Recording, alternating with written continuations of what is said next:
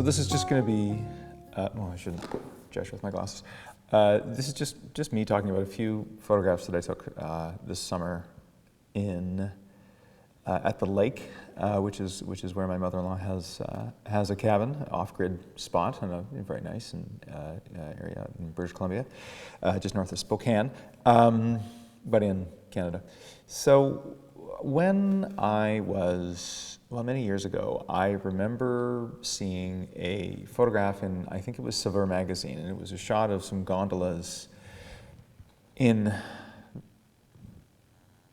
Venice. Not Florence, Venice. Yes, Venice has gondolas, bobbing around in the evening light, and the camera was on a tripod, and everything else was nice and still, but the gondolas were bouncing around just in the movement in the water, and I thought it was actually kind of a cool look. And so at our cabin, we have a dock, and we have a tin boat, an aluminum boat, referred to as the tinner. And I wanted to recreate that idea with the tinner. So I got the 4x5 out. I loaded some, what was it, Delta 100, some sheets of Delta 100. I took 8 photos, which is probably more than I should have taken, but it's just sort of my style.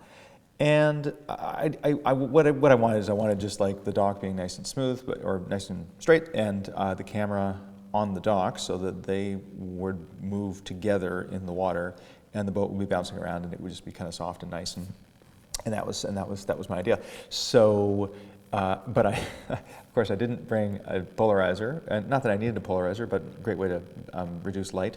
I didn't bring any ND, so I was kind of stuck with shooting relatively short exposures. I would love to have been able to do exposure that was like 30 seconds long, but that wasn't going to work, mainly because I just had too much light when I was set up and shooting. So anyway, here's what I ended up with. So the first shot that I'm going to show you is just the boat itself on the dock. Shot at, I don't know, a 60th of a second, something like that, just straight up, nice and clear, everything working, fine, I guess. Next shot, same situation, boat at the dock, panning up to show some of the background. So that's the lake. It's like the neighbor houses over there in the background. And then there was a series of images that I did, basically just sort of different exposures. On this one, you can see how the dock has a little bit of water on the corner there, but the rest of it's kind of dry, So it was, and I didn't do them all at the same time, so I kind of went back to it a couple times. This shot is one where the dock, of course, is all wet, and you can see some of the background. The dock was bouncing around quite a bit in the shot, so the background is all messed up as well, which wasn't necessarily what I was going for.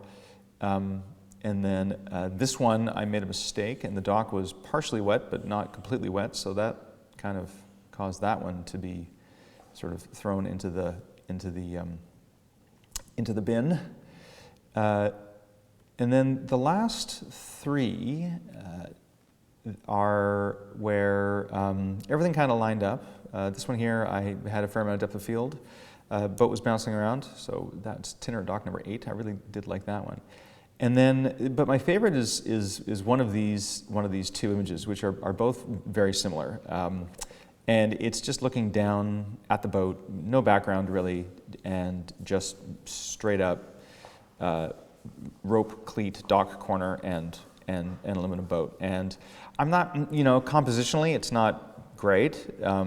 I could have maybe put that strong horizontal somewhere other than right in the middle of the frame, but I don't know. Like there's only so much you can do. And I could always crop a little bit on the bottom and make it a bit more dynamic, I think. So anyway, so that's it. Eight frames, and I've done this. I mean, I've photographed this boat many times over the years, and I keep returning to it. And I think I want to give this another kick because I kind of like the idea, but I'm not entirely sure this works as well as it could. And so I'm going to bring my large format back out to the lake again next year, and I will try it again, and I will show you what I get. But in the meantime, this one, tinner at dock number 2, is the one that I like the most. So, thanks for watching.